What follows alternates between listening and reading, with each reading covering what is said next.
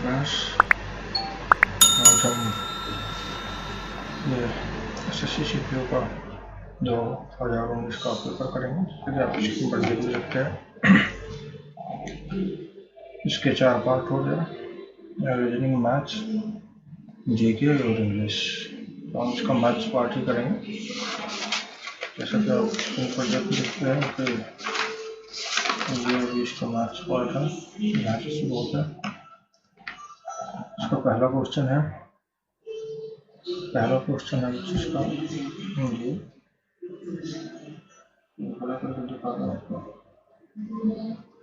यह है, ये किसी कार्य को 20 दिनों में कर सकता है, जबकि बी इसी कार्य को 25 दिनों में कर सकता है। उन्होंने संयुक्त रूप से कार्य की शुरुआत किया था, कुछ दिनों के बाद सी भी उनके साथ शामिल हो गया और इस तरह से सभी संपूर्ण कार्य को 10 दिन में पूरा किया। उन सभी को कुल 700 रुपये का भुगतान किया गया था। सी की हिस्सेदारी कितनी है? तो ये मैंने थोड़ा सा इस पे कॉपी पे बड़े अक्षरों में लिखा ताकि आप लोगों को समझ में आ जाए और देखने में परेशानी ना हो।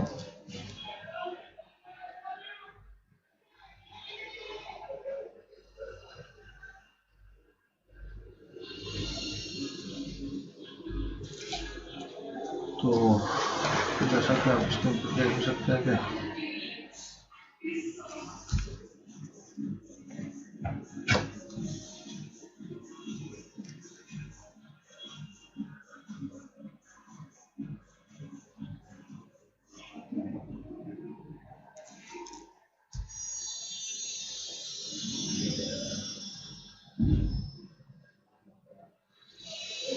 कि इसके थोड़ी सी लाइट कम बच्ची होती है, मैनेजमेंट में दिक्कत हो वो थोड़ी सी हमने ठीक किया अभी।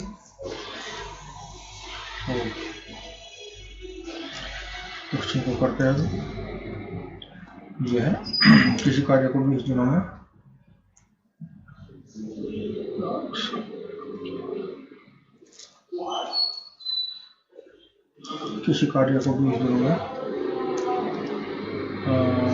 कर सकता है। एक किसी कार्य को 20 दिनों में कर सकता है, जबकि किसी कार्य को 25 दिनों में कर सकता है। थोड़ा जल्दी करने की कोशिश करूँगा ताकि समय कम से कम लगे। ये 50 क्वेश्चन है। 50 में से लगभग मैंने जो 8-9 क्वेश्चन जो ज्यामिति के और ऑर्थोगोनोमेट्री है वो छोड़ दिया है। 8-9 ही आते हैं हमेशा, उनको आप छेड़ो भी ना, तो आप छोड़ दो तो आप देखो कि ये 41-42 क्वेश्चन आपके बहुत ही आसानी से हो जाएंगे। वो उसके लिए इतना बड़ा सिलेबस छेड़ने की जरूरत नहीं है। तो एक किसी कार्य को 20 दिनों में कर सकता है, जबकि बी इसी कार्य को 25 दिनों में कर सकता है। उन्होंने संयुक्त रूप से कार्य को शुरू किया था, कुछ दिनों के बाद सी भी उनके साथ शामिल हो गए और इस तरह के सभी संपूर्ण कार्य को 10 दिनों में पूरा किया। उन सभी को कुल 700 रुपये का भुगतान किया जाएगा। सी की हिस्सेदारी कितनी है? ये 20 दिन में कर रहे हैं। जैसे कभी से ए 20 दिन में, बी 25 दिनों में, उनका लघुत्तम 100 हो गया, तो 20-25 2500 का 100। तो दोनों का जो एक दिन का कार्य है वो है 9। दोनों का एक दिन का कार्य 9 है, तो 10 दिनों में क्योंकि उन्होंने क्या किया, इस तरह के सभी संपूर्ण कार्य को 10 दिनों में पूरा किया। तो 10 दिनों में ए और बी का कार्य कितना होगा? क्योंकि ए बी का कार्य 10 दिनों का कितना होगा? 90। क्योंकि एक दिन का 9 हो गया तो 10 दिन का 90 हो जाएगा, और 10 दिन का 90 हो जाएगा तो शेष कार्य कितना बच गया? कुल कार्य 100 और 90 इन्होंने कर दिया, तो शेष कार्य 10 बच गया। इसका मतलब क्या है? ये 10 सी ने किया है। जब 90 इन्होंने किया है तो 10 सी ने किया है। तो जो कार्य का अनुपात होगा वही पैसे का अनुपात होगा। तो कार्य का अनुपात बराबर धनानुपात के बराबर होता है। ये प्लस बी ने 90, सी ने 10 किया, तो अनुपात 9:1 हो गया। 0 काट दी तो हम अब क्या, अब देखो यहाँ पे उसने क्या, सभी को कुल धन कितना रुपये दिया? 700 रुपये दिया। तो 700 रुपये हमारे हिसाब से 10 रुपये दिया, 9 और 10, और उसके जो तो हमारे हिसाब से 10 दिया, उसके हिसाब से 700 रुपये। रियल बटे इमेजिनरी यहाँ पे हो जाएगा 70 यूनिट आ जाएगा। 70 यूनिट किया आप, क्योंकि इसने किसका पूछा? सी की हिस्सेदारी पूछी है, तो सी वाले में गुना कर देंगे। 70 रुपये। तो सी की हिस्सेदारी कितनी है? 70 रुपये की है। तो इसका आंसर बच्चों जो आप देखोगे कि इसका आंसर है 70 रुपये। ये मैंने छोड़ दिया क्वेश्चन, इसको पढ़ने की जरूरत नहीं।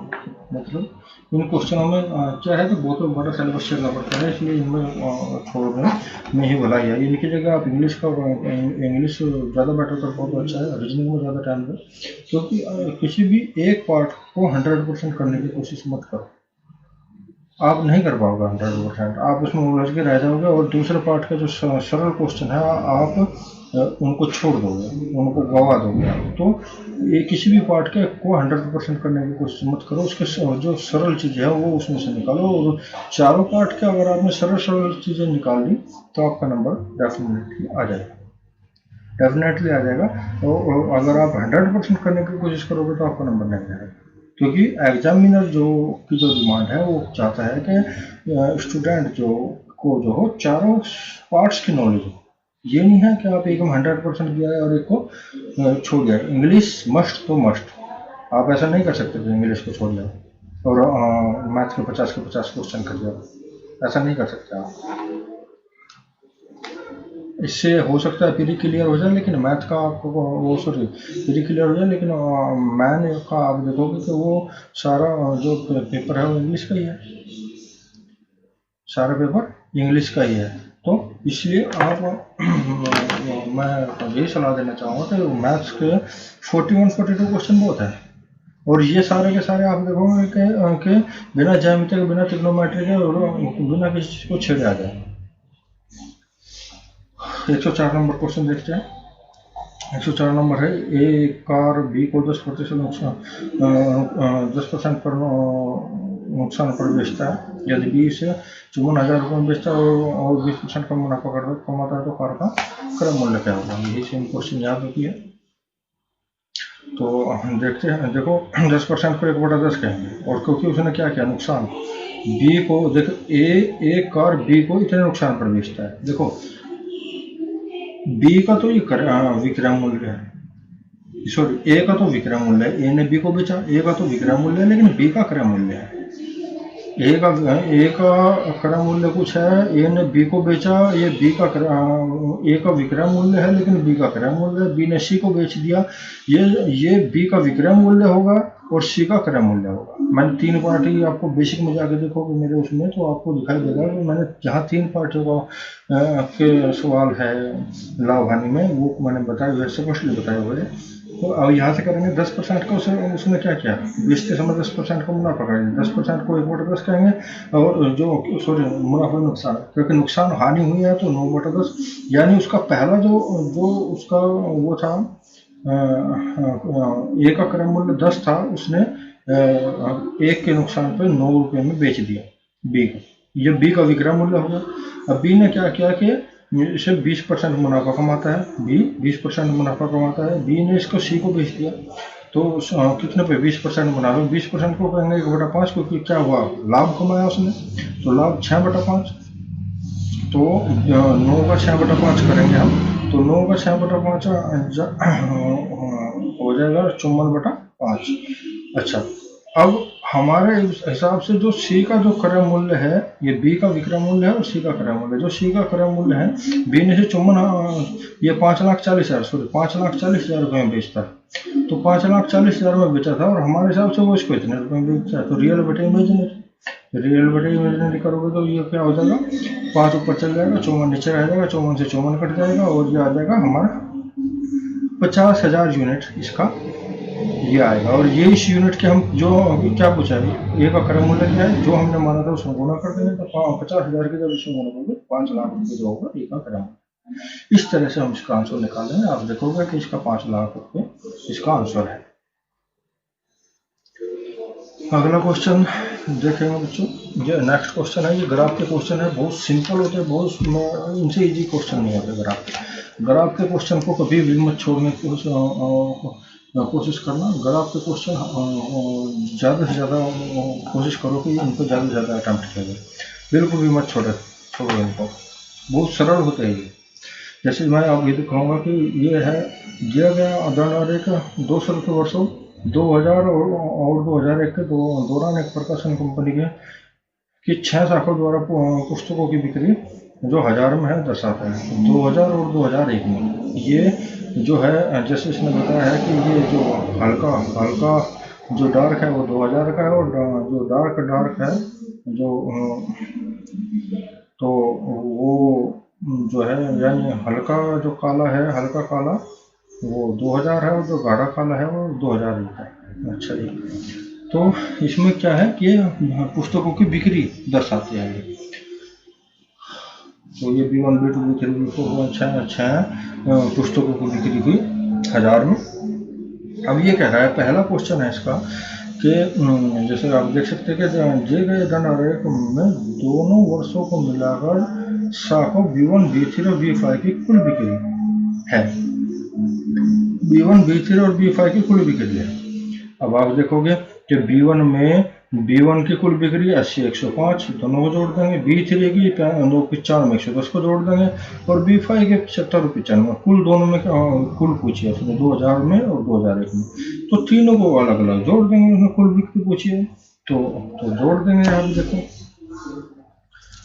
तो ये है हमारा, हमने B1 जोड़ा, पहले B1 जोड़ा 80 105 जोड़ा, जैसे मैं इसमें दिखाया गया है 80 105 है, तो 80 105 जोड़ा, फिर 95 110 जोड़ा 205 हो गया, फिर B5 हमने जोड़ा 75 और 95 जोड़ा 170 हो गया, सबको जोड़ दिया 560 हो गया।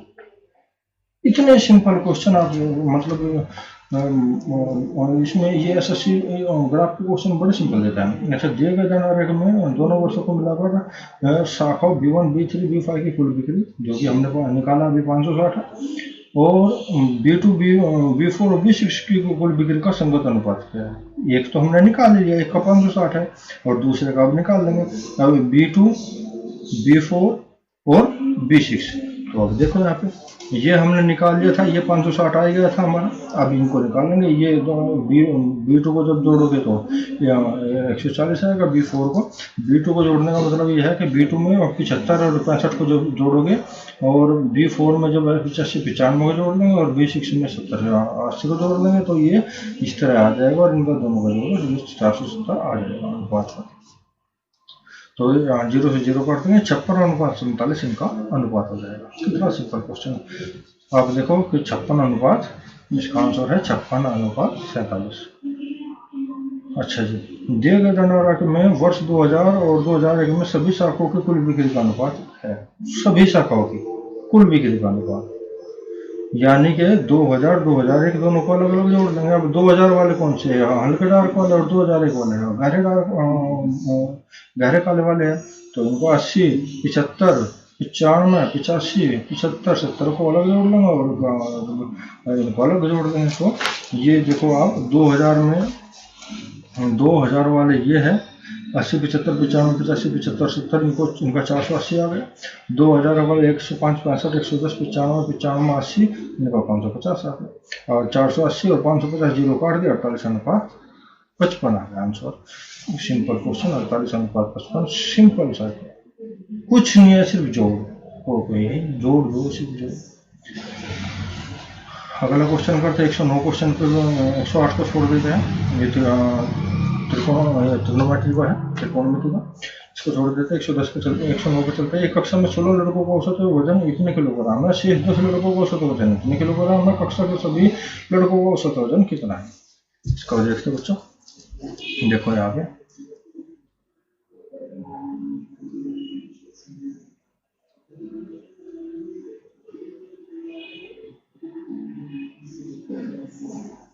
तो ये है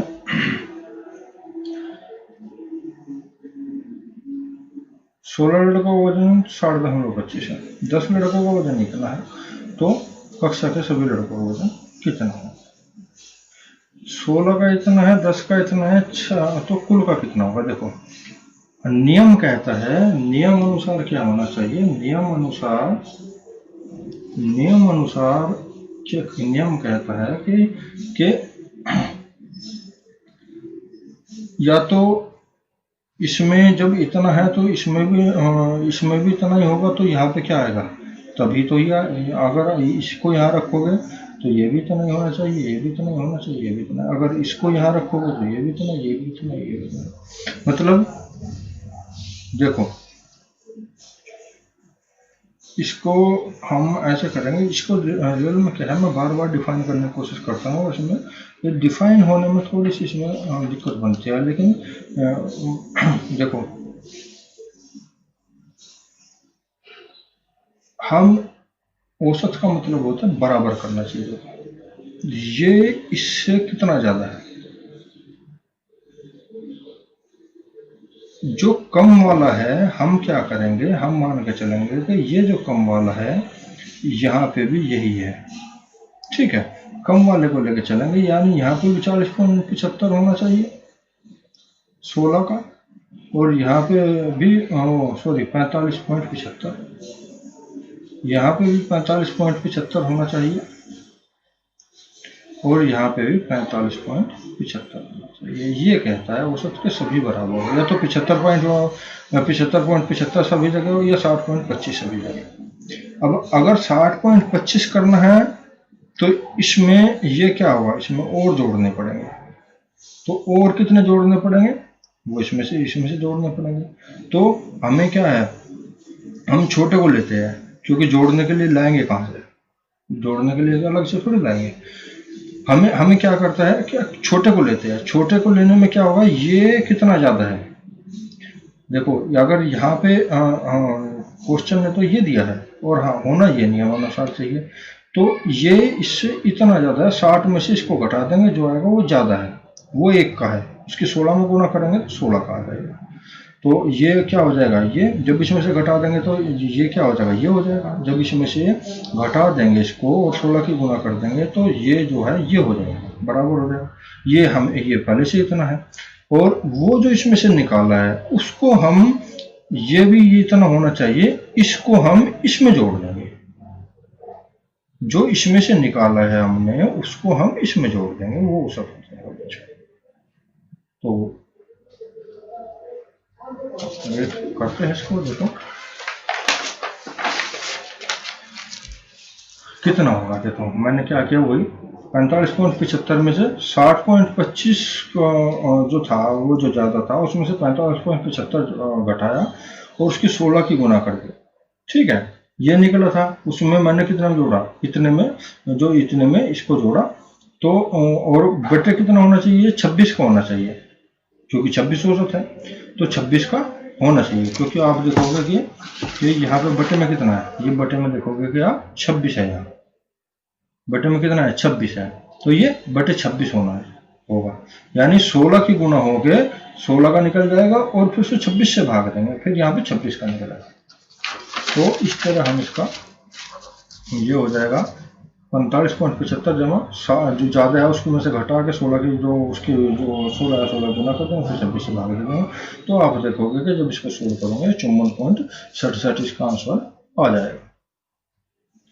बहुत सिंपल क्वेश्चन है ये, बस आशा करता हूँ कि आपकी समझ आया होगा। ये मेरे आप जो बेसिक मेरा औसत का है, आप उसमें जाके पढ़े, कोशिश करें समझने की। मैंने बहुत लंबी चर्चा किया इस क्वेश्चन औसत में, कुछ नहीं है, किसी भी तरह का क्वेश्चन हो, सिर्फ नियम ये है कि सब बराबर कर दो, औसत का किसी भी तरह का किसी भी टाइप का क्वेश्चन हो, सबको बराबर करना है।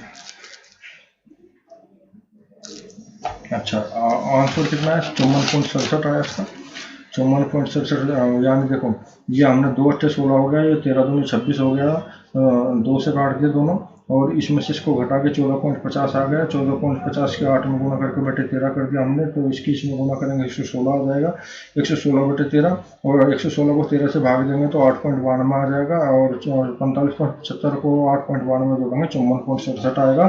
तो बच्चों आप देखोगे कि आंसर भी 54.67 ही है, आंसर भी 54.67 है।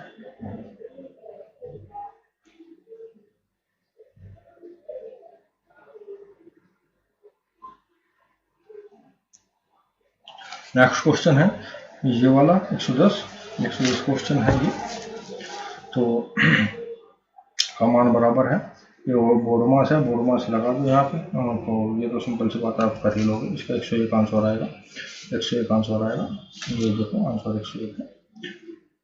नेक्स्ट क्वेश्चन है, यदि चक्रवृद्धि ब्याज पर कोई मूलधन यदि 2 वर्ष में इतने रुपए और 3 वर्षों में इतने हो जाता है तो वार्षिक ब्याज की दर क्या है, ये मैंने आपका मेरा बेसिक जाके पर देखना, वहाँ पे बेसिक में आपको दिखाई देगा ये।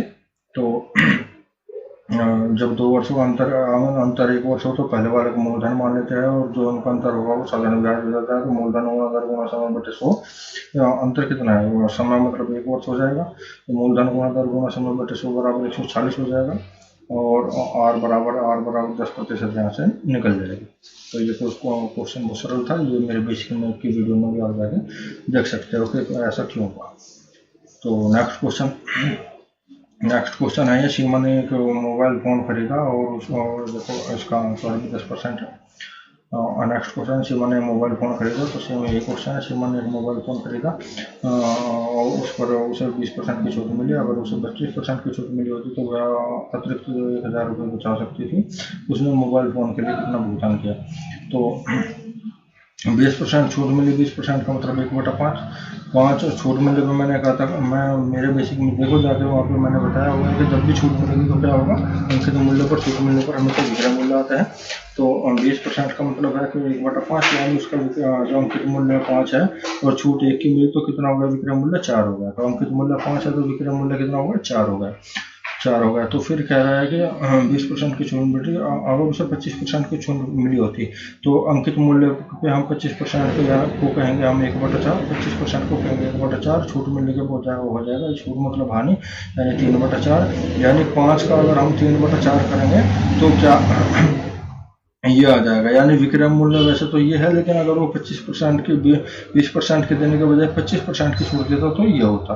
तो हमारे हिसाब से जब इसमें से इसको घटाएंगे तो 1/4 का अंतर आता है, हमारे हिसाब से 1/4 का अंतर आता है। और देखो मैंने अंतर भी बना के दिखाया हुआ है। हमारे हिसाब से अंतर क्या आता है, पहले विक्रय मूल्य का और बाद के 20% वाले का और 25% वाले का अंतर 1/4 है, और उसके हिसाब से 1000 है।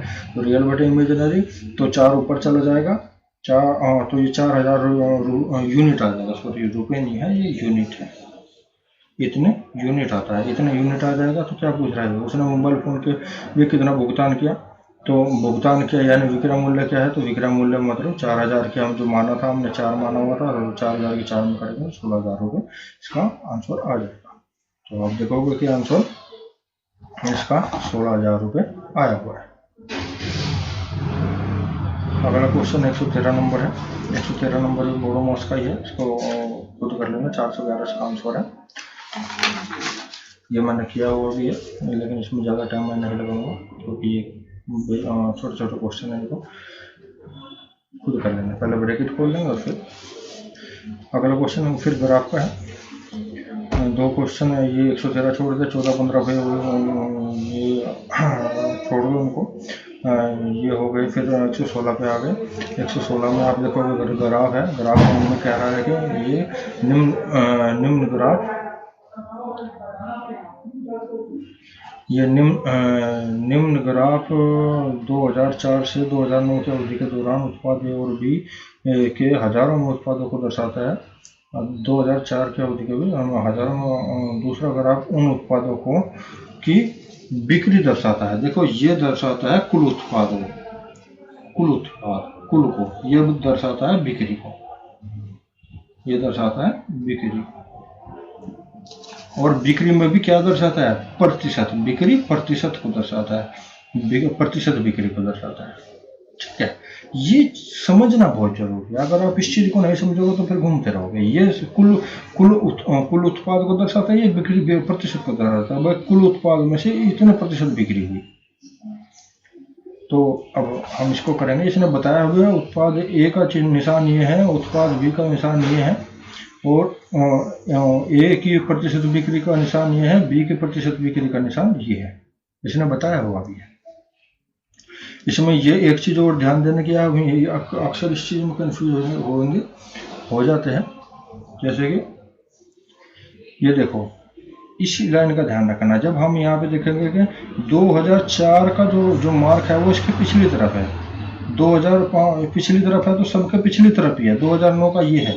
हम गलती क्या करते हैं कि 2005 का अगला मान बैठेंगे, जो कि गलत हो जाएगा, और 5 का अगला मान बैठेंगे तो हम इसको लगा लेंगे। जो कि गलत है। ये छोटी छोटी गलतियां हम करते हैं। ये देखो इसने क्या किया, हाँ शुरू से देखो, इसका पीछे दिया हुआ, हर एक चीज का पीछे दिया हुआ उसने, तो पीछे वाला देखना है। नो का कहेगा तो ये देखेंगे हम, ये तो ये गलती नहीं करनी है। ये छोटी छोटी गलतियां है। मतलब सारा क्वेश्चन आने के बाद में भी हम क्वेश्चन को जब गलत कर दिया है तो ये इसका मतलब होगा कि कोई छोटी सी गलती हमने उसमें कर दी है। तो ये देखिए, ये कह रहा है कि दिए गए ग्राफ में वर्ष 2007 में उत्पाद ए और बी की कुल बिक्री क्या है। उत्पाद में कुल बिक्री क्या है, देखिए बिक्री पूछ रहा है, कुल उत्पाद ये है, बिक्री प्रतिशत ये है, तो कुल उत्पाद का प्रतिशत निकाल लेंगे, बिक्री आ जाएगी। अब देखो 2007 में जो है, 2007 में कुल उत्पाद कितना था, कुल उत्पाद ए का तो था कितना 7 और बी का था 9, यानी 7000 9000। ए का 7000 है, बी का 9000 है 2007 में कुल उत्पाद।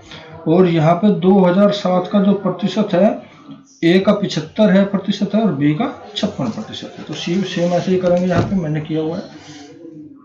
ए का 75% जो है 7000, जो कि कुल उत्पाद 7000 का 75% इतना हो गया, और बी का 56% यानी 9000 का 56% बराबर ये हो गया। और कुल बिक्री कितनी हो गई, दोनों को जोड़ देंगे, एक ये हो गया हमारा 10,290। तो आंसर क्या आ जाएगा, आंसर आ जाएगा 10,290। कुछ नहीं है सवाल, कुछ भी तो नहीं है। ये आप मान के चलो कि ये 3 ग्राफ है, 4 ग्राफ है और एक का के 4 को 16 नंबर फ्री है। अगला क्वेश्चन, दिए गए ग्राफ में वर्ष 2004 और 2008 को मिलाकर उत्पाद बी की कुल बिक्री क्या है। देखो दिए गए उत्पाद में वर्ष 2004 और 2008 को मिलाकर उत्पाद बी की बिक्री क्या है। बिक्री वही 2004-8 का पूछ रहा है वो, तो 4 का ये है, किसकी, बी की पूछ रहा है अगली बार, बी की बिक्री। तो बी में 2004 में बी ने की क्या 8.5 और 2004 में बिक्री प्रतिशत बी का कितना है 55%। तो 8.5 का यानी 8.5 को जब हम इसकी गुना 1000 में करेंगे तो 8500 आ जाएगा, क्योंकि 1 हटाने में 1 जीरो खत्म हो जाएगी, तो ये 8500 हो जाएगा। 8500 का 55%। और ये दूसरा कह रहा है बी का 2008 का, तो 2008 में देख लेंगे। 2008 में जो है बी का है 11000, 2008 में 11000 है, 11000 का 2008 में कितना होगा 65%। ठीक है, 11000 का 65%। तो इस तरह दोनों हम इनको देखेंगे। तो ये देखिए 8500 का 55%, 11000 का 65%। और जब आप इनको निकाल किया हमने तो इसकी गुणा में करेंगे ये आ जाएगा और इसकी गुणा में करेंगे ये आ जाएगा। तो इनकी ये आंसर आया 11825। 11825 कुछ नहीं करे, छोटा सा क्वेश्चन 11825 आपका आंसर आ जाएगा, 11825 आंसर। अगला क्वेश्चन, दिए गए ग्राफ में वर्ष 2005 और 2009 को मिलाकर उत्पाद ए की कुल बिक्री क्या है। वर्ष 2005 और 2009 को मिलाकर उत्पाद ए की बिक्री क्या है। देखो 2005 में ए ने 11000 और 2009 में ए ने 14000। तो 11000 2005 में 11000 का हम 60% करेंगे और ये हमारा 14000 का हम 14000 का करेंगे 70%। ठीक है, तो 11000 का हम 60% और 14000 का 70%, जो भी आएगा उनको जोड़ देंगे, जैसे कि यहाँ पे किया हुआ। देखो 11000 का 60% और 14000 का 70%, हाँ सोल्व किया। सोल्व करने पे ये 2 0 करके ये हो गया 6600 और ये हो गया 1498 से हो गया। और आंसर इन दोनों को जो जोड़ेंगे ये हो जाएगा अपना 16400 आंसर।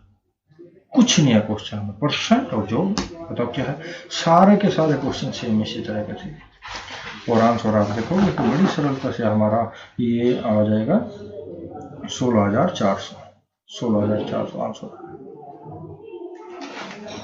अगला क्वेश्चन 119वां क्वेश्चन है,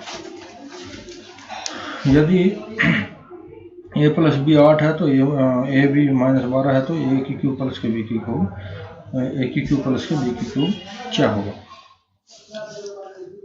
119 क्वेश्चन है हमारा, ये यहाँ पे किया हुआ है मैंने।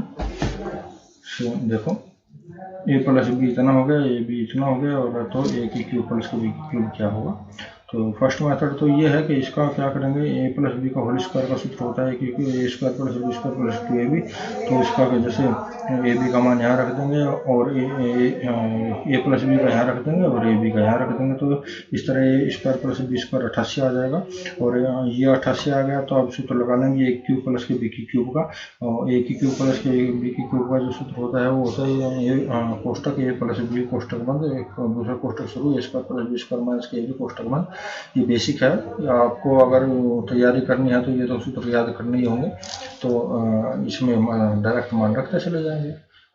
भाई ए प्लस बी का मान 8 है और ए स्क्वायर प्लस बी स्क्वायर का 88 हो गया और माइनस के बी का माइनस के 12 है, तो इनको सोल्व करेंगे तो आंसर आ जाएगा इसका 800। इनको जब आप सोल्व करोगे तो कितना आ जाएगा 800, इसका आंसर आ जाएगा। सेकंड मेथड ये है, सेकंड मेथड इसका ये है कि इतना लंबा ना लिख के ए की क्यूब प्लस बी की क्यूब जो होता है ए प्लस बी का होल क्यूब में से जब 3ab और ये जो सूत्र आया है ये कहाँ से आया है, ये यहीं से ही आया है। ये आप मान के चलो ये यहाँ से आया है, ये आया है ए प्लस बी का होल क्यूब जो होता है वो होता है ए की क्यूब प्लस के बी की क्यूब और ये प्लस के 3ab और a प्लस b, ये होता है इसका सूत्र। तो हमने यहाँ पे क्या किया, इसको उठा के इधर ले गए, तो इसको उठा के इधर ले गए, a प्लस बी की होल क्यूब में से ये इधर प्लस का इधर जाकर क्या होगा माइनस का हो गया, a प्लस बी की क्यूब इधर आ गया। तो इस सूत्र से कर लो या उन दो सूत्रों से, इसमें क्या होगा कम लिखना पड़ेगा, a की क्यूब प्लस b की क्यूब के बराबर क्या होगा, इसमें ये इनका मान रख देंगे और ये आंसर 800 आएगा। तो नेक्स्ट क्वेश्चन देखते बच्चों, ये देखेंगे 119 नंबर का आंसर है वो 800। 120 क्वेश्चन है, ये और भी दोनों मिलाकर 15,000 रुपये से एक लघु व्यवसाय शुरू किया। वर्ष के अंत में उन्हें 2,000 रुपये का लाभ हुआ। सेम क्वेश्चन यहाँ ये उर्दू दोनों मिलाकर 15,000 से लघु व्यवसाय शुरू किया। वर्ष के अंत में उन्हें 2,000 रुपये का लाभ हुआ। इस लाभ में से बी ने 600 रुपये अपने लाभांश के रूप में निकाल लिए, ए ने कितना निवेश किया था। तो लाभ का अनुपात क्या होगा, अब लाभ का अनुपात देख लेंगे कि ए और बी का अनुपात कितना है। देखो उन्हें 2,000 रुपये का टोटल लाभ हुआ, इस लाभ में से बी ने 600 ले लिया, तो बी के 600 हो गए तो ए के 1400 हो गए, क्योंकि दोनों का कितना है 2,000 रुपये है। तो दोनों जीरो से दोनों जीरो कट गई, क्योंकि हमें क्या करना है अनुपात निकालना है, तो दोनों जीरो से दोनों जीरो कट गई और फिर 2 से 2 से तो चलो होते 6। तो लाभ का अनुपात कितना होगा बच्चों 7:3 है। जो लाभ का अनुपात है वही कार्य का अनुपात होगा। तो हमारे हिसाब से सॉरी कार्य का नहीं, जो लाभ का अनुपात है वही निवेश का अनुपात होगा। तो हमारे हिसाब से लाभ का अनुपात कितना है, टोटल अनुपात हमारे हिसाब से टोटल जो उनका का जो निवेश है वो 10 है और उसके हिसाब से 15,000 है, तो रियल बट इमेजिनरी कर लेंगे तो ये आ जाएगा 1500 यूनिट। अब ये जो यूनिट आई है हमें पूछा क्या ए ने कितना निवेश किया था, तो ए का निवेश 1500 की ए में गुना कर देंगे, 1500 से 105 ये हो जाएगा 10,500 रुपये का निवेश ए ने किया था। इस तरह आप इसको हम इसका आंसर निकाल देंगे, कोई बड़ा सरल क्वेश्चन है। तो इस तरह हम इसका एक निवेश निकाल देंगे बच्चों। देखो 10,500 इसका आंसर है। आगे क्वेश्चन करते हैं। 121 नंबर है, मैं बार बार उसकी बुक में नहीं जाऊंगा, अब जल्दी जल्दी मैं आपको इस पर करा देता हूँ क्योंकि टाइम नहीं बहुत ज़्यादा हो जाएगा, पहले आधा घंटा हो चुका है। 19वां क्वेश्चन है ये, 100 कितना हो गया 121 पे आ गया। 121 है ये। एक संख्या में पहले 10% की कमी की जाती है, उसके बाद 10% की वृद्धि की जाती है। इस प्रकार प्राप्त संख्या मूल संख्या से 100 कम है, मूल संख्या ज्ञात करें। तो देखो या तो सदाबहार लगा लो, सदाबहार का जो सूत्र मैंने बताया था क्या था, सदाबहार मेरे बेसिक में जाकर देखोगे तो -10 + 10 और ये था माइनस के 10 गुना 10 बटे 100, ये सदाबहार है तो इससे ये घट जाएगा, यानी कि आप देखोगे कि ये माइनस के 1% की कमी आ जाएगी। और ये कह रहा है 100% कम हो जाता है, यानी 1% की कमी बराबर 100, तो 100 रुपये आ जाएगा। तो 100 रुपये है मूल संख्या। या तो ऐसे निकाल लो, या तो इसको ऐसे निकाल लो, या फिर इस तरह निकालो। सेकंड मेथड ये हो जाएगा। फर्स्ट सेकंड पहले क्या किया, 10% को 1/10 कहेंगे, और क्योंकि कमी आई है तो 9/10, यानी पहले वाली संख्या 10 थी, फिर 9 हो गई। उसके बाद में फिर क्या किया उसने, इसमें क्या किया 10% बढ़ा दिया, तो 9 का दूसरे वाले में 10% यानी 11/10 हो जाएगा। 9 का 11/10 हो जाएगा, बढ़ाएगा तो 10 में 1 जुड़ जाएगा, 11/10 और 9 का 11/10 होकर जब आप करोगे तो आप देखोगे कि इन दोनों का अंतर कितना है। इन दोनों का अंतर कितना हो जाएगा, इन दोनों का अंतर हो जाएगा 1/10। हमारे हिसाब से इनका अंतर 1/10 है, उसके हिसाब से कितना है 100 है, तो रियल बटे इमेजिनरी कर देंगे। तो रियल बटे इमेजिनरी करेंगे तो 100 बटा 1/10, 10 ऊपर चल जाएगा, 1000 यूनिट आ जाएगा। 1000 यूनिट के हम 10 में गुना कर देंगे तो हमारे पास ये 10,000 रुपये इसका आंसर आ जाएगा। मूल संख्या 10,000। और वहाँ पे कैसे क्या सोल्व करना कैसे आया,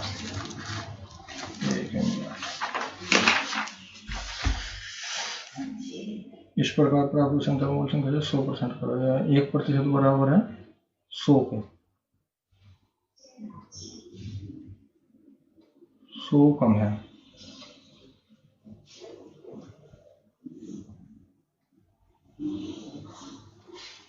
इस प्रकार हमारे हिसाब से 1% की कमी, 1% यानी कि 1% की कमी है, और उसके हिसाब से 100 रुपये कम हो गए, यानी 1% 100। तो ये कह रहा है मूल संख्या क्या थी,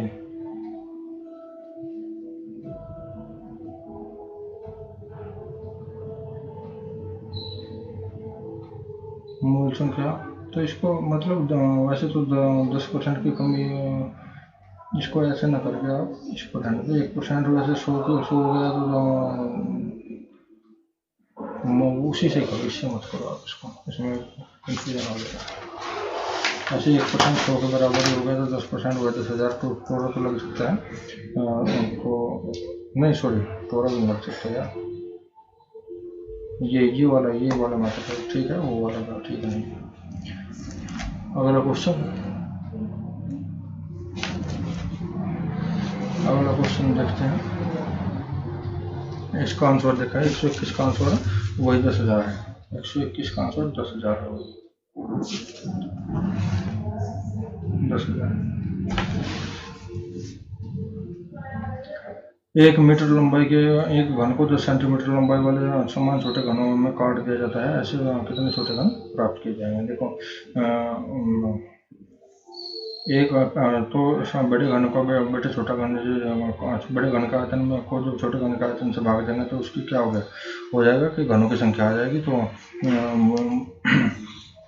घन का जो आयतन होता है वो एक ही क्यूब होता है, भुजा का घन होता है। तो बड़े घन का आयतन, बड़े घन की भुजा ये है, छोटे घन की भुजा ये है, तो 100 गुना 100 गुना 100 यानी भुजा का क्यूब बटे भुजा का क्यूब 1000 घन आ जाएगा। Simple question. अगला क्वेश्चन देखते हैं बच्चों। 123 क्वेश्चन दिए गए पाई चार्ट में पुस्तक पर दी गई रॉयल्टी मुद्रा ग्रहण से कितना प्रतिशत कम है। देखो यार इसमें ये पाई चार्ट आ गया, ये सेम मतलब एक चार्ट और आ गया, और चार्ट का मतलब है सिंपल, चार्ट का मतलब है सीधा जोड़ घटा है और कुछ नहीं है। अब देखो इसमें क्या है, ये कह रहा है कि चार्ट में क्या कह रहा है बच्चे, चार्ट में ये बोल रहा है कि दिए गए पाई चार्ट में पुस्तक के प्रकाशन पर होने वाले व्यय के प्रतिशत वितरण को दर्शाया गया है। पुस्तक के प्रकाशन पर होने वाले खर्च, व्यय का मतलब खर्च के प्रतिशत को दर्शाया गया है। पाई चार्ट का अध्ययन करते कीजिए और इसके आधार पर प्रश्नों को उत्तर दीजिए। पुस्तक के प्रकाशन पर होने वाले व्यय प्रतिशत अच्छा तरह है। पहला क्वेश्चन है, देखो इसमें दिया क्वेश्चन है कि ये जो हिस्सा है ये ढुलाई लागत का है, ये प्रचार लागत का है, ये मुद्रण लागत का है, ये रॉयल्टी लागत का, ये कागज की लागत का है, ये जिल्द साज का। तो इसमें ये इस तरह इसमें सभी इसको कलर में डिफाइन कर दे और प्रतिशत भी दे दिए। अब इस क्वेश्चन में ये कह रहा है कि दिए गए पाई चार्ट में पुस्तक पर दी गई रॉयल्टी मुद्रण लागत से कितना प्रतिशत कम है, मुद्रण लागत से। तो ये यहाँ पे देखो बच्चों, ये है क्वेश्चन मुद्रण लागत से। तो यहाँ पे देखो ये कह रहा है कि इसमें देख लो आप चार्ट में देख लो, उसमें तुम बार बार क्या करो, रॉयल्टी पे जो लगा हुआ है, रॉयल्टी कितने की है, रॉयल्टी है 15%, रॉयल्टी 15% है, और मुद्रण लागत जो है, मुद्रण लागत जो है वो है 20%। तो दोनों का अंतर है कितना, 5।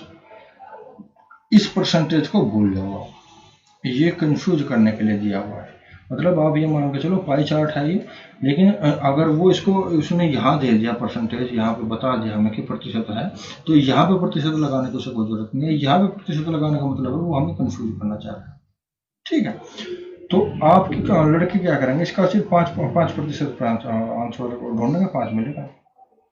ये कह रहे हैं अब इनका अंतर 5 है, अंतर प्रतिशत निकालना है। अंतर प्रतिशत क्या होगा, किससे पूछा है, मुद्रण लागत से।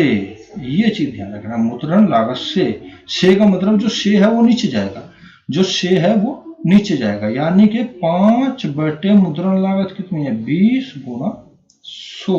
अंतर प्रतिशत ये होगा यानी 25%।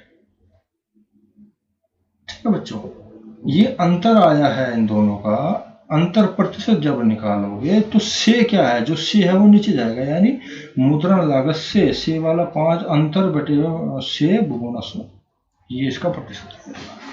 अगला क्वेश्चन है, दिए गए पाई चार्ट में पुस्तक पर प्रचार की लागत कागज की लागत से कितना प्रतिशत कम है। देखो पुस्तक पर प्रचार की लागत है 10% और कागज की लागत है 25%, तो कितना कम है, 15 कम है। और कितना कागज की लागत से, यानी कागज की लागत नीचे आएगी, अंतर प्रतिशत कितना हो जाएगा, 15 बटे कागज की लागत कितना है, 25 × 100, 100 वाला नीचे, तो 25 चौका 100 और 15 चौका 60%, 60% जाएगा। ये उसने सिर्फ अंतर के लिए दिया हुआ है, प्रतिशत यहाँ निकलेगा बच्चों, ये से का ध्यान रखना है आपको। अगला क्वेश्चन दिया, दिए गए पाई चार्ट में पुस्तक के मुद्रण तथा जिल्दसाजी की लागत अन्य लागतों से कितना प्रतिशत कम है। पुस्तक के मुद्रण और जिल्दसाजी की लागत, देखो मुद्रण में लगी कितना, मुद्रण 20% और जिल्दसाजी की लागत है, जिल्दसाजी की 20 से 20 40 हो गई, 40 तो इन दोनों की है, 40 कितनी है, इन दोनों की, और बाकी के 25 15 40 हो गए, और 40 50 60 60 इसकी, 60 इसकी 40 इसकी, तो इनका अंतर कितना हुआ, 20। 60 में से 40 जाके 20 बच गया, 60 में से 40 जाके 20 बच गया, अंतर कितना 20। अंतर प्रतिशत, देखो अंतर हुआ है ये, अंतर प्रतिशत जब आप निकालोगे तो किससे, अन्य लागतों से। अन्य लागत कितनी है, 60, यानी 20 बटे 60 × 100, यानी कि आप मान के चलो कि ये हो गया 100 बटे 3। आंसर होगा इसका इतना प्रतिशत, 100 बटे 3, 100 बटा 3 इसका आंसर है बच्चे। बड़े सिंपल क्वेश्चन है। 126 नंबर क्वेश्चन देखेंगे आप, टाइम खराब नहीं करेंगे। 126 नंबर क्वेश्चन पे चलते हैं सीधा। सेम ही ताजे फल में 68% पानी है, जो कि इसमें दिया हुआ दिख रहा है आपको, ताजे फल में 68% पानी है। तो इस पर आप जल्दी इस पर कॉपी करते हुए चलते हैं, 1 घंटा हो चुका है, क्वेश्चन अभी सारे रह रहे हैं, अभी 25 क्वेश्चन हो रहे हैं। तो ताजे फल में 68% पानी होता है और मेवा में 20% पानी होता है। 100 किलोग्राम ताजे फलों से कितना मेवा प्राप्त किया जा सकता है। देखो 20% 68% पानी का मतलब है कि 68% को 17 बटे 25 पानी गूदा और कुल भार। देखो अगर 68% को 17 बटे 25 यानी 25 फल में 17 पानी है, ये सॉरी 25 किलोग्राम अगर फलों का भार है तो उसमें 17 किलोग्राम पानी है और 17 और 8 किलोग्राम उसमें गूदा है। 25 किलोग्राम अगर के भार के ये मतलब फल है तो उनमें 17 पानी है, यानी इसका 68% कितना है, 17। 25 का 68% कितना है, 17। 25 का 68% है 17, तो 17 पानी है और 8 इसमें गूदा है। तो और ये कह रहा है कि मेवा में 20% पानी है। मेवा में 20% का मतलब 1/5, यानी 5 किलोग्राम की अगर मेवा है, ये सब बाद में लिखा हुआ है, इस जीरो सर्कल का मतलब है बाद में, ये बाद में लिखा हुआ है। जब 5 किलोग्राम अगर मेवा है तो उसमें से 1 किलोग्राम क्या है, पानी है। 1 किलोग्राम पानी है तो 4 किलोग्राम क्या है उसमें गूदा है। अब देखो, अब क्या करेंगे इसमें, अब इसमें देखो ये कह रहा है कि ताजे फलों से कितना मेवा प्राप्त किया जा सकता है, यानी किलोग्राम तो कितना भी हो, ताजे फलों से मेवा। देखो फल से मेवा निकाल रहा है, तो फल से जब हम मेवा निकालेंगे तो गूदा दोनों में बराबर ही होगा, जितना फल में है उतने मेवा में होगा, सिर्फ पानी ऊपर नीचे होगा। क्या होगा, पानी कम बत्ती होगा। तो जब पानी का गूदा क्या है, बराबर है, तो इसमें भी 8 है तो इसमें भी 8 होगा। तो इसको 8 करने के लिए क्या करना पड़ेगा, इसको 2 की गुना करनी पड़ेगी। जब इसमें 2 की गुना करनी पड़ेगी तो सब में 2 की गुना करनी पड़ेगी हमें। तो ये दोनों जब भी बराबर होंगे तो गूदा दोनों में बराबर होगा। जब जितने फलों में गूदा होगा, जैसे मैंने लिखा हुआ है, ताजे फलों से जो मेवा बनेगा उसमें गूदा उतना ही होगा जितना फल में था, क्योंकि जब फलों से गूदा बना, वो मेवा बना रहे हम, तो दोनों के गूदा बराबर कर देंगे। गूदा बराबर करेंगे तो इनमें ये भी बराबर हो जाएंगे। तो यानी इसका मतलब ये होगा कि 25 किलोग्राम ताजे फलों में से 10 किलोग्राम मेवा निकल सके। 25 किलोग्राम ताजे फलों में से 10 किलोग्राम मेवा निकल सकती है। और जब 25 किलोग्राम में 10 किलोग्राम मेवा निकल सकती है बच्चों, तो 100 किलोग्राम में कितना निकलेगी, तो 100 ये इधर वाला गुना में और वो बाहर में, तो 25 चौका 100, 10 चौका 40 किलोग्राम मेवा इसमें निकल सकती है, 100 किलोग्राम। नेक्स्ट क्वेश्चन, पाइप ए एक टैंक को 16 मिनट में भर सकता है और पाइप बी इसे 24 मिनट में खाली कर सकता है। ए 16 में भर रहा है, बी 24 में खाली कर रहा है। यदि दोनों पाइप को एक साथ खोल दिया जाए तो कितने मिनट बाद बी को बंद कर दिया जाना चाहिए जिससे कि टैंक 30 मिनट में भर जाए। देखो ए 16 में भर रहा है, बी माइनस का मतलब है खाली कर रहा है 24 में। अच्छा क्या लघुत्तम आ जाएगा 48, 16 से 48, 24 में 48, यानी ये क्या करेगा कि दोनों को अगर खोल दिया जाए तो दोनों 1/48 यानी 48 मिनट में भरेंगे उसे, दोनों को अगर खोल दिया जाए। लेकिन वो क्या कह रहा है, यदि दोनों पाइप को एक साथ खोल दिया जाए तो कितने मिनट बाद बी को बंद किया जाए जिससे कि टैंक 30 मिनट में भर जाए। कितने मिनट में भरा, 30 में। तो जब हम देख रहे हैं कि 1 मिनट का काम, ए का जो 1 मिनट का काम है वो 3 है, 1 मिनट का काम 3 है, यानी 3 टैंक भरेगा। और तो 30 मिनट में कितने भरेगा, 90 टैंक। 30 मिनट में कितने भरेगा, 1 मिनट में तो 3 भर रहा है, और 30 मिनट में कितने भरेगा, 90।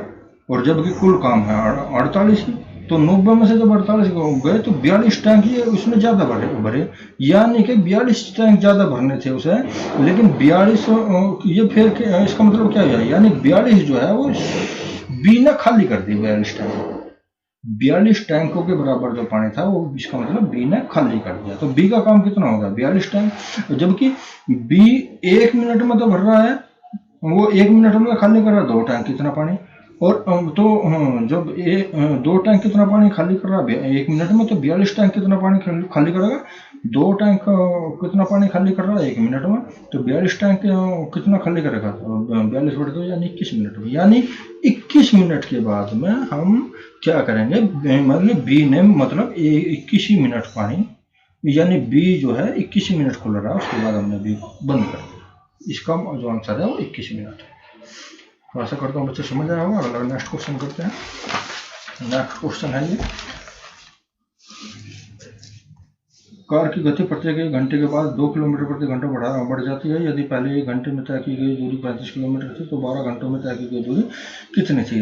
12 घंटों में तय की गई दूरी, यानी मैंने इसको श्रृंखला से निकाल दिया बच्चों कि 35 हर दो क्या भरा 2 किलोमीटर बढ़ जाती है, यानी 2 बढ़ा दी, 35, 37, 39 2 बढ़ेगी, तो कहाँ तक बढ़ेगी, 12वें पद तक बढ़ेगी। तो ये होगी श्रृंखला। जो देखो ए इसका 35 हो गया, इसका एन हो गया 12 और डी अंतर हो गया 2, तो इसके हिसाब से 12वां पद कितना होगा। जब हमने इनमें सारे मान रख के इनको हल करेंगे तो ये इसका होगा 57, यानी इसका 12वां पद कितना है 57। अब श्रृंखला का योग करने के लिए मैंने बताया था मेरे बेसिक में जाके पढ़ोगे, मैंने ये इसका बेसिक गणित के लिए जो सूत्र जो बिगिनर के लिए मैंने बनाया हुआ अलग से, उसमें देखोगे जाके ये सूत्र है जो श्रृंखला का योग ये कह रहा है कि कुल दूरी कितनी थी, कुल दूरी कितनी थी। तो कुल दूरी जब श्रृंखला का योग करोगे 35 प्लस 37 प्लस 39 प्लस वो ऐसे 57 तक जोड़ोगे, तो इस श्रृंखला का योग करने का सूत्र होता है n/2 बड़ा कोष्ठ 2a प्लस छोटा कोष्ठ n-1 इंटू डी। ये हो गया, ये होती है मतलब श्रृंखला के इस पूरी श्रृंखला का योग करने के लिए। तो योग करने का तो जब इनको इसका मान में रखोगे और इसको हल करोगे तो ये 552 किलोमीटर टोटल आ जाएगा। तो आशा करता हूँ ये भी समझ आया होगा। नेक्स्ट क्वेश्चन करते हैं, एक वर्ग का परिमाप 16 सेंटीमीटर लंबाई का परिमाप 16 सेंटीमीटर लंबाई और 14 सेंटीमीटर चौड़ाई वाले आयत का परिमाप के बराबर है। इस अर्धवर्ग की परिधि क्या होगी जिसका व्यास वर्ग की भुजा के बराबर है। आज की लंबाई इतनी है, जो आज की चौड़ाई 14 सेंटीमीटर है। आज का परिमाप क्या हो जाएगा, दो कोष्ठक लंबाई जमा चौड़ाई होता है 60 सेंटीमीटर हो जाएगा। क्योंकि वर्ग का परिमाप जो है आज के परिमाप के बराबर है, तो वर्ग का परिमाप कितना हो जाएगा, 60 ही हो जाएगा। जब आज का 60 है तो वर्ग का भी 60 ही हो जाएगा। और जब वर्ग का 60 हो जाएगा तो 60 का जो परिमाप का सूत्र है 4 गुना भुजा होती है, तो भुजा कितनी आ जाएगी, जो तो 60 को 4 से भाग दे देंगे 15 आ जाएगी, 15 सेंटीमीटर वर्ग की भुजा हो जाएगी। और ये कह रहा है कि ये कह रहा है कि व्यास जो है वर्ग की भुजा के बराबर है। तो वो क्योंकि वर्ग का व्यास वर्ग की भुजा के बराबर है, तो जो वर्ग की भुजा 15 है तो वर्ग का व्यास भी 15 हो गया। और जब वर्ग का व्यास 15 हो गया तो वर्ग की त्रिज्या हो गया 15/2 सेंटीमीटर। और वर्ग की त्रिज्या निकालना क्या है, अर्धवर्ग की परिधि निकालनी है हमें। तो अर्धवर्ग की परिधि का सूत्र होता है, देखो ये आधा पाई आर होता है, क्योंकि टोटल क्या होता है 2πr होता है। तो 2πr आधा क्या होगा पाई आर हो जाएगा, पाई आर और एक त्रिज्या दो त्रिज्या यानी 2r यानी व्यास हो जाएगा। तो आधा सर्कल और ये पूरा व्यास, तो ये पाई आर जमा 2r ये हो जाएगा इसका अर्धवर्ग का की परिधि। तो परिधि हो जाएगी पाई आर प्लस 2r, आर इसमें से कॉमन है, पाई प्लस 2 हो जाएगा। अब आर क्या है 15/2 है, 22/7 इसका मान है, इसका 2 है। तो जब इसको सोल्व करेंगे तो ये 15/2 ये हो जाएगा, 7 दूनी 14, 14 22 36/7 हो जाएगा। इसको 18 और 18 के जब इसमें गुना करोगे 270 आ जाएगा बच्चों। और 218 के 15 में गुना करोगे 270/7 करोगे तो 38.57 इसका आंसर आ जाएगा। 129 का 38.57 आंसर आ जाएगा। 129 का 38.57 इसका आंसर आ जाएगा। अगला क्वेश्चन करते हैं 130 छोड़ देंगे, 31 को करेंगे, 131 को करेंगे। जल्दी करते हैं, 1 घंटा होने वाला है। 3 पुरुष 4 महिलाएं और 6 बच्चे कार्य को 7 दिन में पूरा कर सकते हैं। देखो 3 पुरुष 4 महिलाएं 6 बच्चे कार्य को 7 दिन में पूरा कर सकते हैं। एक महिला एक पुरुष से दोगुना कार्य करते हैं और एक बच्चा एक पुरुष से आधा कार्य करता है। कितनी महिलाएं मिलकर इस कार्य को 7 दिन में पूरा कर सकते हैं। देखो 2 पुरुष बराबर यानी एक महिला बराबर कितना है 2 पुरुषों को और 4 बच्चों को। और ये कह रहा है कि 3 पुरुष 4 बच्चे और 6। तो जो उसने देखो 3 का मतलब 3 पुरुष बोल रहे हैं, तो सारों की महिलाएं बनाने के लिए उन पुरुषों से भाग जो 3 पुरुष है तो कितनों के बराबर है 2 पुरुष के बराबर है, 2 से भाग दे देंगे। महिला से भाग दे देंगे और बच्चों को बच्चों से भाग दे देंगे, तो ये सारी महिलाएं बन जाएगी। तो 3/2 4/1 6/4। तो इस तरह जब आप इसको हल करोगे तो कुल मिला के सबकी महिलाएं बन के 7 महिला हो जाएगी। अब MDS से कर देंगे इसको। MDS से 7 महिलाएं 7 घंटे में करती है एक काम को, तो 7 महिलाएं 7 घंटे में करती है एक काम को 7 दिनों में। 7 दिन है ना, 7 महिलाएं 7 दिन में करती है एक काम को, तो कितनी महिलाएं करेगी 7 दिन में एक काम को, तो 7 ही दिन हो जाएगा। सिंपल सी बात है कि यहाँ भी सेम ये कंडीशन है। इसका आंसर क्या हो जाएगा 7 हो जाएगा। अगला क्वेश्चन है 2 संख्याओं को लैस 168 है, उनका मैस 112 है। यदि संख्याओं के बीच की 60 का अंतर है तो संख्या का योगफल क्या होगा। देखो मैस क्या होता है, हमेशा दोनों संख्याओं के गुणनफल में होता है। तो 12 गुणा 12 भी बराबर क्या 168 हो जाएगा। 168 गुणा 12 हो जाएगा। लैस गुणा मैस दोनों भुजाओं का गुण दोनों संख्या का गुणनफल बराबर होता है लैसा गुणा मैसा का। तो इस तरह जब हम इसको सोल्व करेंगे तो 1 12 से 1 12 कट जाएगा। 168/12 AB का जो मान हो जाएगा वो 14 आ जाएगा। ये समीकरण 1 हो जाएगी। और ये कह रहा है कि यदि दोनों संख्याओं के बीच का अंतर 60 हो तो यानी 12 माइनस का 12 भी। मैंने 12 क्यों किया है मैं बता रहा हूँ। मैसा जो होता है हमेशा संख्या के गुणा में होता है। संख्या के गुणा में हमेशा मैसा पाएगा आपको।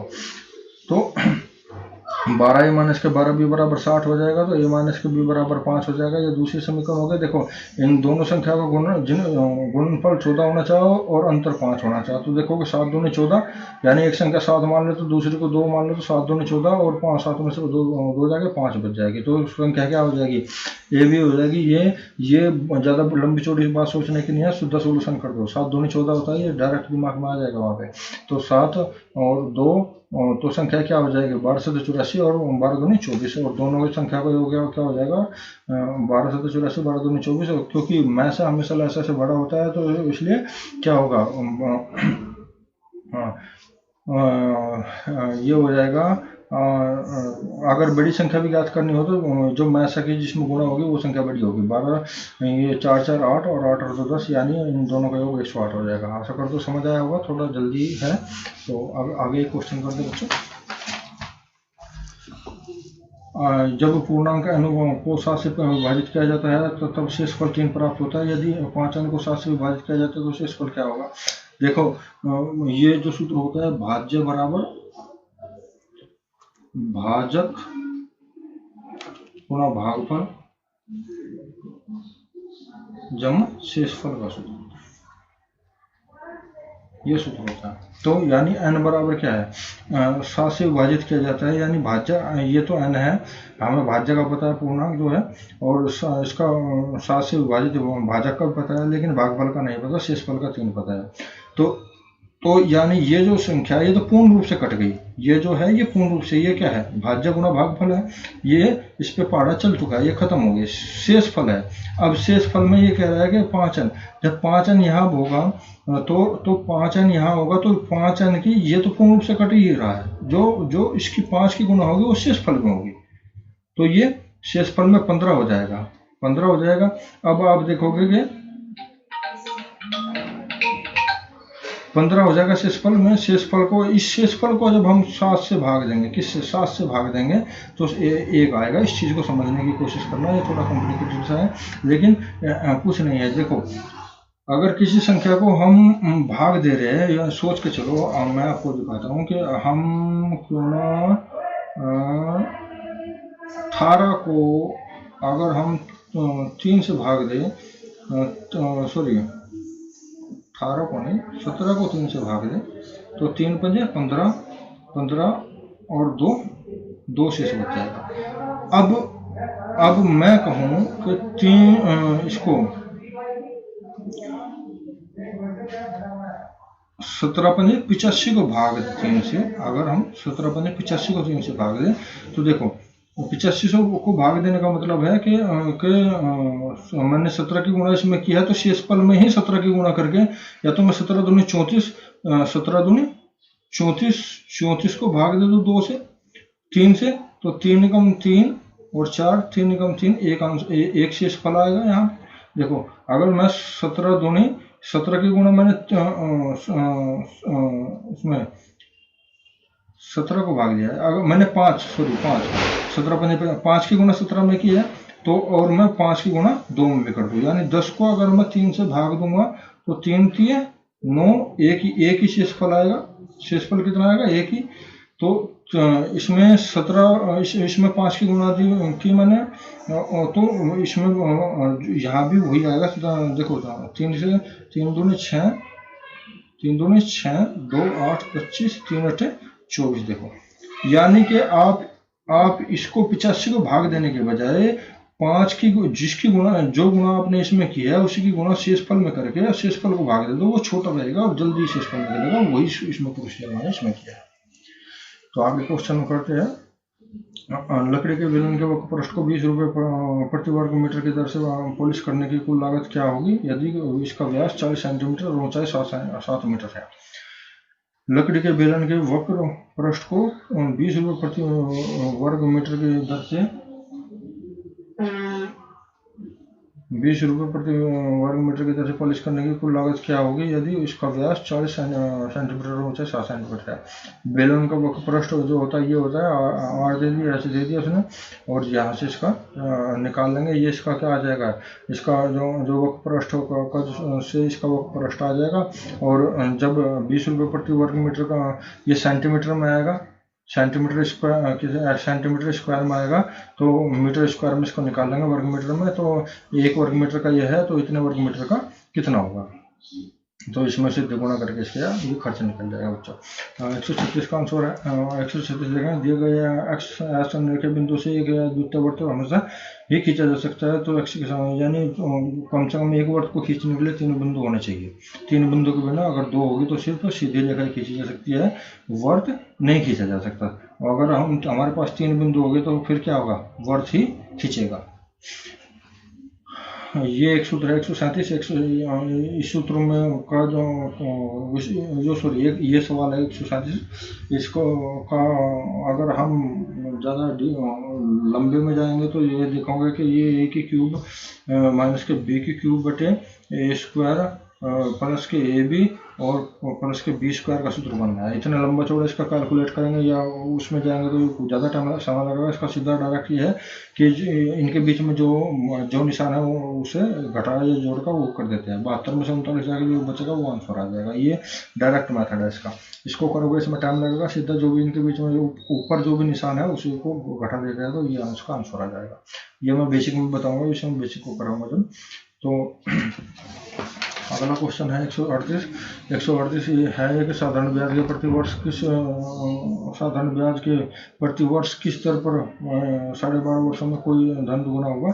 ये मेरे बेसिक में जाकर देख लो। बेसिक में डायरेक्ट सूत्र है, यहाँ पे n2 है, t इतना है, तो ये डायरेक्ट सूत्र से हमारा निकल जाएगा। बेसिक में जाकर देखोगे आप साधारण ब्याज के तो वहाँ पे आपको मिल जाएगा। 139 में 26 संख्या को शून्य है, उनमें से अधिक कितनी संख्या शून्य से अधिक हो सकती है। देखो 26 संख्या हम 1 से 25 तक काउंट करेंगे। 125 का जो होगा वो होगा 325 और 26 संख्या अगर माइनस के 325 मान लेंगे तो क्या हो जाएगा, 0 आ जाएगा। और 0/26 करेंगे तो 0 हो जाएगा। यानी इसका मतलब ये हुआ कि आपको 125 से कुछ भी मान लो, लेकिन जो 26वीं होगी वो क्या होगी, 125 तो जो होगी वो सारी पॉजिटिव होगी, लेकिन 26वीं जो होगी वो नेगेटिव आपको करनी पड़ेगी अगर आपको क्या हो वो सब शून्य करना है तो। यानी इसका मतलब है कि एक संख्या आपको माइनस यानी 0 से नीचे रखनी पड़ेगी और 25 आपको 0 से ऊपर रहेगी। तो अगला क्वेश्चन करते हैं। यानी यदि x और x की घात -1 बराबर 2 तो x की 3 प्लस और x की घात -3 के बराबर है। यानी इसका मतलब है कि x + 1/x -1/x बराबर 2। तो x की क्यूब प्लस ये माइनस का है तो नीचे जाएगा, इसका कितना मान होगा। मैंने बताया था कि अगर दोनों में प्लस है तो क्या करेंगे, इसका क्यूब करके जो भी है इसका क्यूब करके इसमें से 3 इसकी 3 में गुना करके घटा देंगे। तो अगर दोनों जगह प्लस है तो इसका क्यूब करके 3 की गुना करके इसमें से घटा देंगे। और अगर दोनों जगह माइनस होता तो क्या होता, इसका क्यूब करके इसमें 3 की गुना करके जोड़ देते हैं। अब क्योंकि प्लस है तो घटा देंगे, तो 2 का क्यूब माइनस के 2 × 6 यानी 8 माइनस के 6 इसका 2 आंसर आ जाएगा। स्टील के एक बर्तन की लंबाई 60 सेंटीमीटर और चौड़ाई 30 सेंटीमीटर है। बर्तन में पानी डाला गया है। 30 सेंटीमीटर किनारे वाले घनाकार स्टील बॉक्स को पूरी तरह से बर्तनों में डुबो दिया जाता है। पानी का स्तर कितना बढ़ेगा। देखो जब स्टील बॉक्स जो है वो घनाभ का होता है, यानी वैसे अगर उसमें ऊंचाई ना करे तो वो आयत है, और अगर उसमें ऊंचाई दे दे तो वो क्या हो जाएगा, घनाभ बन जाता है जो ऊंचाई देते हैं सर। तो घनाभ का जो आयतन होगा लंबाई गुना चौड़ाई गुना ऊंचाई होता है। यानी एक डब्बे का या एक टंकी का या जो भी है उस जिसमें ऊंचाई होगी उसमें ही लंबाई चौड़ाई ऊंचाई आ जाएगी, तो वो घनाभ हो जाता है। स्टील के बर्तन का आयतन हो जाएगा लंबाई गुना चौड़ाई गुना ऊंचाई।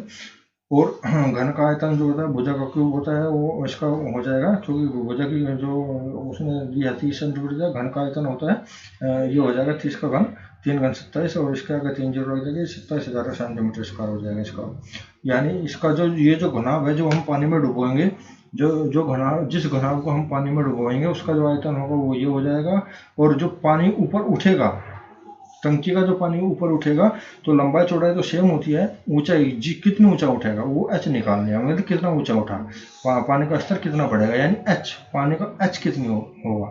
तो जो भौतिक विज्ञान का ये एक आप देखोगे नियम है कि डूबी हुई वस्तु का भार बराबर होता है। उत्प्लावन का नियम कहते हैं शायद इसको, अब मेरे याद नहीं है, लेकिन डूबी हुई वस्तु का भार जो होता है उस डूबने से निकलने वाले पानी के भार के बराबर होता है। यानी जो वस्तु, जितने भार की वस्तु आप पानी में डुबाओगे उससे उतने ही भार का पानी ऊपर जाएगा। तो उस पानी का भार और उस वस्तु का भार दोनों बराबर होता है, यानी ऊपर उठे पानी का भार बराबर होगा डूबी हुई वस्तु का भार। तो ये आप मान के चलो, भार नहीं, सॉरी, वस्तु का आयतन, डूबी हुई वस्तु का आयतन और उस डूबने वाले पानी का भार के बराबर होता है।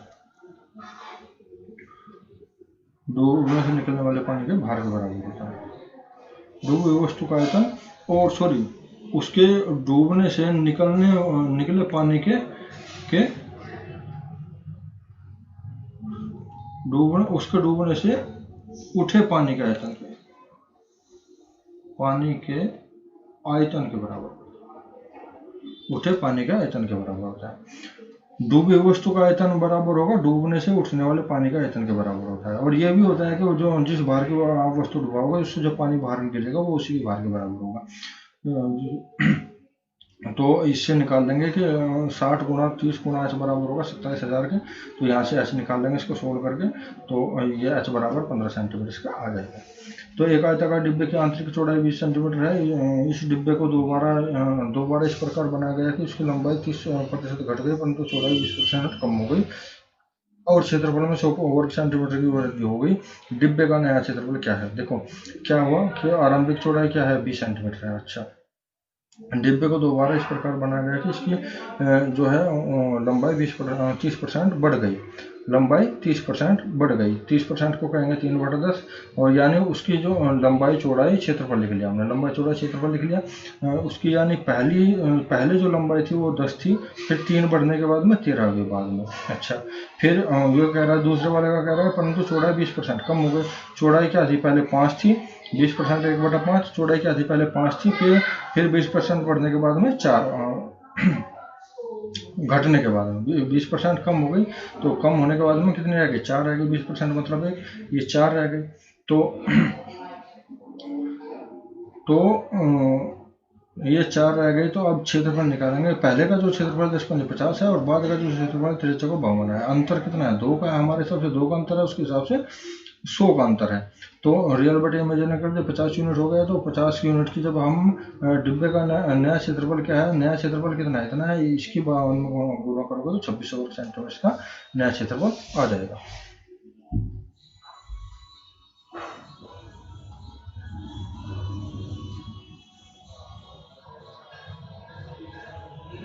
इसके दूसरी तरह से निकाल सकते हैं कि आरंभिक चौड़ाई उसने किसने दे दी? 20 सेंटीमीटर दे दी, और हमारे हिसाब से कितना है? 5।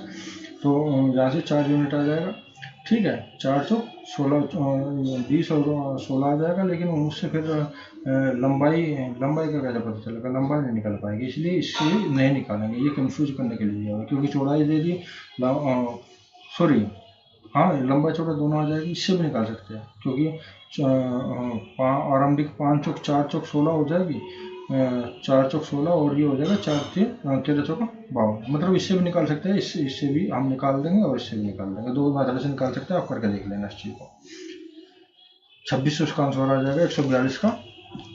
आप देखोगे कि 142 का जो आंसर है वो 2600 है वर्ग सेंटीमीटर।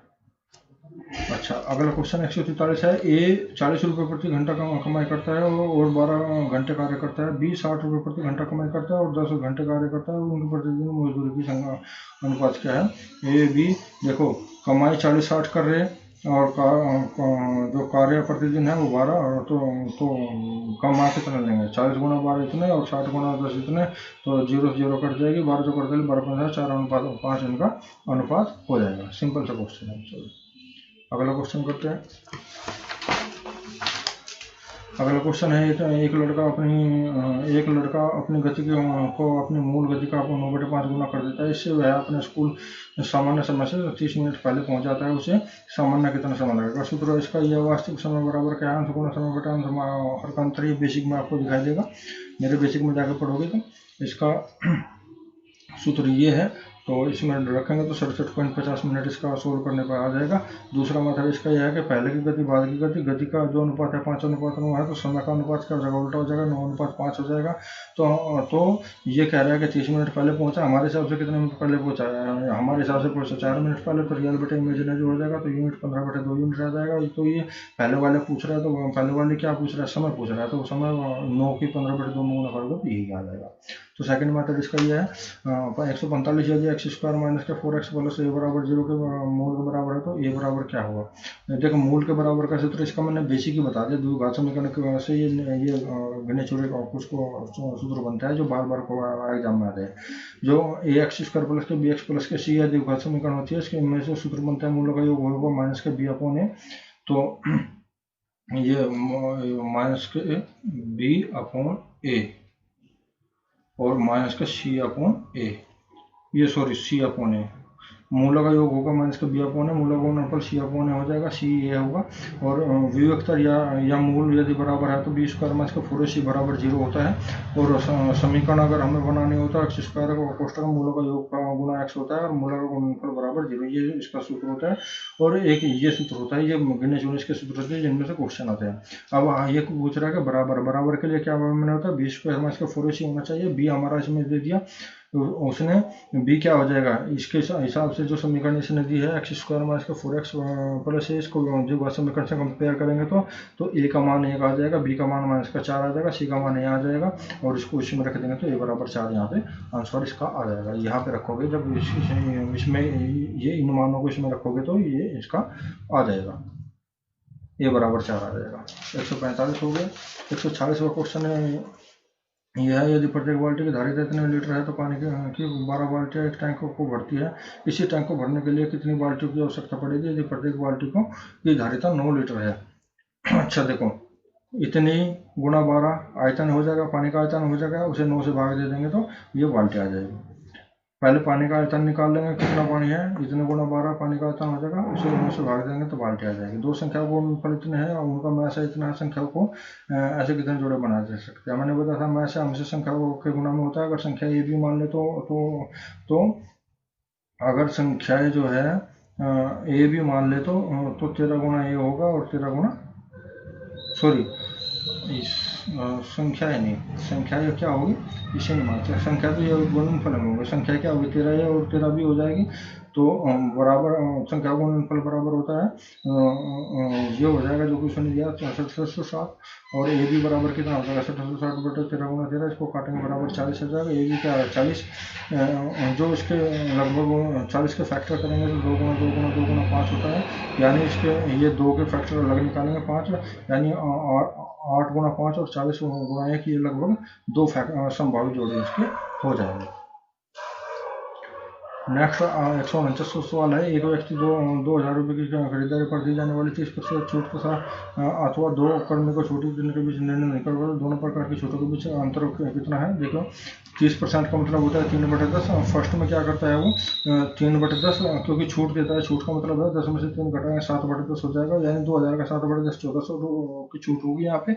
और 25% को 1/4 कहते हैं, और यहाँ पे 1/4 छूट का मतलब होगा 3/4, और 5% को 1/20 छूट का मतलब हो गया 19/20, यानी 2000 का 3/4 गुणा दो बार छूट देगा, 1/25 की 1/5 की, तो यहाँ पे क्या होगा ये यहाँ पे 3/4 से गुणा कर देंगे, 1/19/20 से गुणा कर देंगे, तो ये हो जाएगा इसका, जब इसको हल करेंगे हम तो ये हो जाएगा 1425। जो दोनों में अंतर आएगा, दोनों में अंतर का मतलब है कि ये दोनों में अंतर का मतलब है ये 25 रुपये का अंतर आएगा दोनों।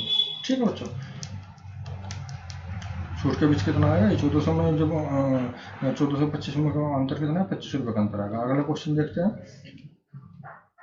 अगला क्वेश्चन है ये, यदि ए बराबर जो है 20% ए का 20% बराबर बी है तो बी का 20 का सॉरी यदि ए का 20% बराबर बी है तो 20 का 20% बराबर होगा। तो देखो बी बराबर इसने दे दिया, बी का मान सीधा यहाँ पे रख देंगे, 20 का 20% बराबर 20 का 20%, बी का मान यहाँ पे रख देंगे, बी का मान यहाँ पे रख देंगे, तो 20 का 20% का की जगह हम यहाँ पे क्या करेंगे अच्छा जी, अलग अलग है, इसको कर लेना, मतलब ज़्यादा बड़ा सवाल नहीं है, मेरे पास अभी टाइम भी नहीं है, ये थोड़ा सा कुछ गलत है, 4% इसका आंसर आता है, कुछ ना कुछ इसमें गलती हुई है, तो ये कर लेना, ये इतना बड़ा सवाल नहीं है। मैं